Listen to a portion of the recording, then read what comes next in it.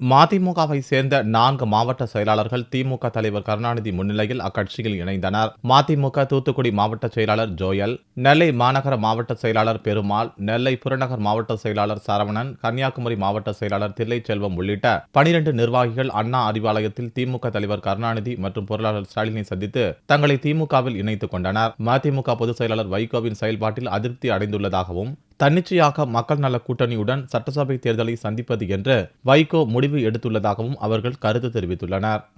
தலைவர் ஐயா டாக்டர் கலைஞர் அவர்கள் தலைமையிலும் நாளைய தமிழகத்தின் நம்பிக்கை நட்சத்திரமாக இருக்கின்ற தன்மான தளபதி அவர்களின் முன்னிலையிலும் திராவிட முன்னேற்ற கழகத்திலே அண்ணா அறிவாலயத்திலே இன்று இணைந்துள்ளோம்.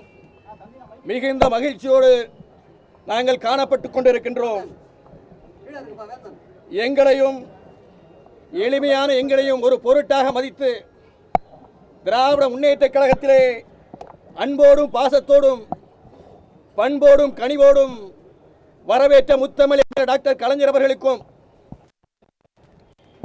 நமக்கு நாமே பயணத்தின் மூலம் இந்த நாட்டு மக்களின் நம்பிக்கை நட்சத்திரமாக திகழ்கின்ற தமிழின தளபதி அவர்களுக்கும் எங்கள் நெஞ்சார்ந்த கோடானு கோடி நன்றிகளை அவர்களின் பொற்பாதங்களில் சமர்ப்பிக்கின்றோம்.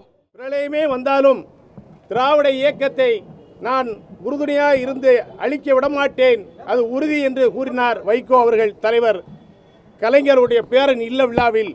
ஆனால் இன்று உண்மையான திராவிட இயக்கமாக இருக்கக்கூடிய திராவிட முன்னேற்ற கழகத்தின் தலைவர் கலைஞர் அவர்கள் தலைமையிலும் கழகத்தின் பொருளாளர் தளபதி அவர்கள் முன்னிலையிலும் தாய் கழகமான திராவிட முன்னேற்ற கழகத்தில் எங்களை இணைத்துக் கொள்கிறோம்.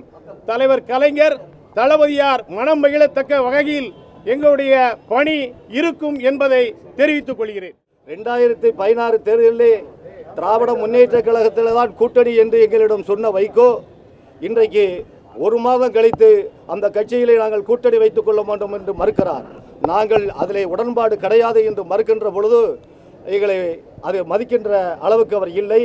பல்லட மாநாட்டிலே அவர் இருக்கிறதா இருந்தால் இருக்க, இல்லைனா போங்கள் என்று எங்களிடம் சொல்லிவிட்டார். அவர் சொல்லிய கருத்தை நாங்கள் உடன்பாடு கிடையாது. அதனால் நாங்கள் திராவிட மதிமுகவில் இருந்து விலகி திராவிட முன்னேற்ற கழகத்தை எங்கள் தாய் கட்சியிலே எங்களை இணைத்துக் கொண்டோம். நாங்கள் எங்களது தாய் கழகத்தில் இன்று முதல் எங்களை இணைத்துக் கொண்டு திராவிட முன்னேற்ற கழகம் தமிழகத்தில் ஆட்சியை பிடிக்க வரை நாங்கள் தொடர்ந்து போராடுவோம், எல்லா வகையிலும் பாடுபடுவோம் என்று கூறி விடைபெறுகிறேன்.